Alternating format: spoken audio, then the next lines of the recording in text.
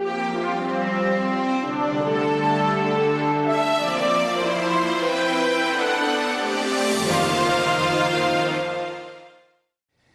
I'm Richard Woodruff, City Manager for the City of Jacksonville, and welcome to A Moment with the City Manager. Our guest today is Chief of Police Mike Yaniero, and we're going to be talking about back-to-school safety. Chief, all those little ones are out there getting on school buses, getting excited about homework. What advice do you have to parents regarding keeping children safe? Well, you know, children are our most precious resource, so you know, we really want to make sure that they're safe, and that's why that we're doubling patrols in the school zones. We're writing tickets for people that go over the speed limit, because it is so easy for a child to dart out to cross the street, especially when they are getting excited about getting to school, especially in these first few weeks. So we'll be out there in full force making sure that the school zones are safe. You know, that's probably our #1 concern over the next couple weeks, because as the children have kind of forgotten about crossing and listening to the crossing guard and those kinds of things, we're going to be out there to make sure that people aren't speeding through those zones. Now, a lot of our police officers, XY and others, are out there every morning and have been there. Many of our citizens know them personally. But let's remind the public, what is the speed limit in a school zone? It's 25 miles an hour, and there'll be lights flashing.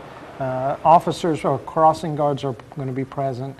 So we encourage you, even when the school lights are not on, to be very, very cognizant of the children that are in those areas.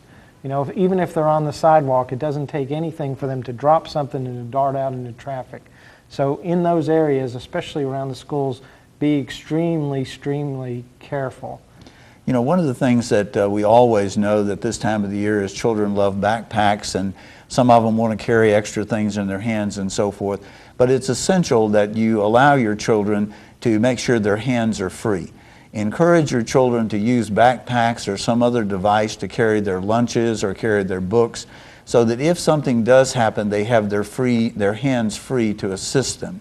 Now, let's talk about just children walking to school as a group versus walking individually, or parents escorting them. Well, I think it's really important first that children are supervised at all times, especially the smaller children. You know, if the parents should walk them to school, if they can't for some reason, that they walk in groups. The other thing I think that's really important is that we all remain vigilant.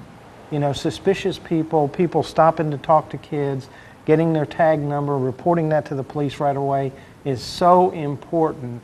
You know, I can't tell you how many times that we've had certain situations where there was either kidnapping or some type of abuse, and people saw the people involved in that and failed to get tag numbers, failed to report it, thought, hey, you know, this is kind of suspicious, maybe I should call the police. No, I don't want to bother them with it. Well, that's what we want to be bothered with. That's what we want to know, because that helps us prevent crimes, you know. And it's been our push to be very proactive. So if, when you're walking your kids to school and you see another kid up there and a car stops to talk to them, get that tag number, jot it down, and get it to us as quickly as possible.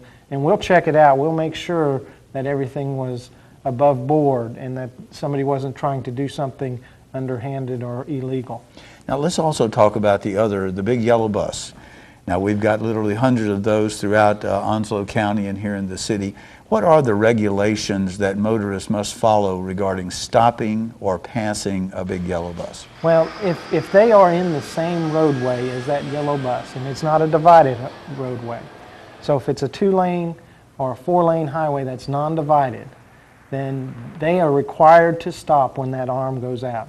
If there's a division, okay, if there's a turn lane, or if there's a grassy median, then they don't need to. But I can tell you that this is a serious offense. The state of North Carolina, the judges all feel this is a serious offense. So if you pass a school bus, you know, there's a chance that you could lose your license. And that is a dangerous thing, because, you know, a lot of the school bus crashes or the pedestrian injuries that I've seen with children in school buses have been because the child comes out of the school bus, goes around the front of the school bus and darts out, and somebody tries to pass that school bus and hits that child. If you do that, you know, that's very dangerous, and it's also against the law, and, you know, we'll prosecute you for that. Together we can make this a safe school year. Let's each pledge that we're going to obey the law, we're going to be very vigilant, and we're going to make our safety of our children job number one. Thank you for joining us with this moment from the manager.